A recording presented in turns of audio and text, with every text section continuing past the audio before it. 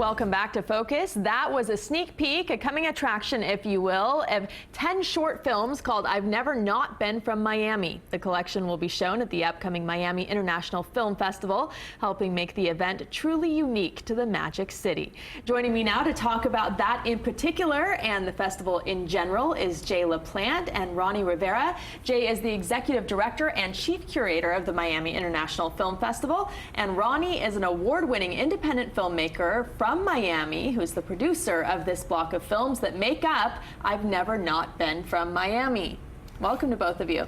Thank you. Thanks for having us. Tell me about I've Never Not Been from Miami. How'd you come up with the name? I think we've all heard it here in South Florida before, but tell me about how you came up with it and what it is. There, in one of the short films, one of our subjects is asked what inspires her artwork and whether Miami was part of that. And she says, she just looks at the camera and says, I don't know, I've never not been from Miami. And you carried that into the yeah, theme it was of just absolutely perfect. The double negative and just the way she delivered it really fit the overall theme, and that quote got us really excited about the project. It looks really exciting, and just from the clip we saw. And tell us about the film festival in general. You've been doing this for quite a while now, right? This is my 6th year directing the festival, yeah, and I love it. This is my favorite time of year when all the hard work comes together. But just bouncing off what Ronnie said, so one of the things that I've loved the most in my 6 years is watching the development of Miami filmmakers and just watching their voices get stronger and their work get stronger and develop its strong Miami personality. And I'm so excited to share these 10 short films. They're all by many of them are filmmakers that have been in the festival before. Mm-hmm. And now working in this under this new structure of working, making a documentary about a local artist. Art Basil's another one of my favorite events. So it's kind of like all of this coming together. And it's very the epitome of Miami, isn't it? To have the new burgeoning art scene with the filmmakers matched up. Tell me about that whole process.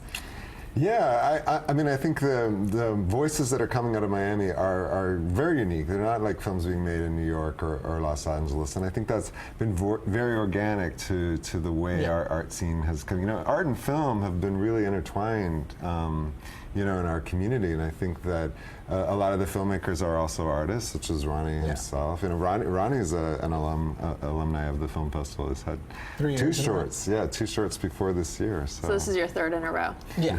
And what do you think that makes the Miami Film Festival unique and special? What makes it different than the rest of the film festivals out there?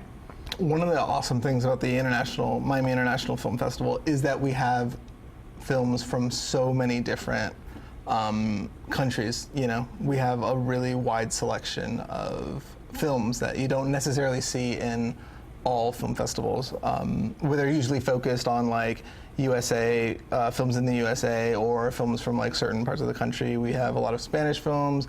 We have like films from France. We have a lot of American films also. Like there's a really good selection. 60 different countries, right, represented? 40 this 40? year. Yeah. Oh, okay. 60, well, that's still pretty impressive. That's still pretty impressive. We'll work on that for next year. Yeah, exactly. For both of you, are there any gems that really stand out to you this year that you really recommend people see? Yeah, I have a lot of favorites. It's always a hard question for me to answer, but I do love not only the collection of shorts that Ronnie produced, but also Hearts of Palm, which is a new film by Monica Pena, who's a local filmmaker that I quite adore. As well, films from my own homeland, which is Canada. One of our totally different country, right? Totally different country, but our closing night film is called The Steps, and it stars James Brolin and Christine Lottie and Jason Ritter, and it's a very, very funny story about kind of American and Canadian values clashing. So I hope everyone gets a chance to see it. Do they say sorry a lot? They say a lot. And sorry.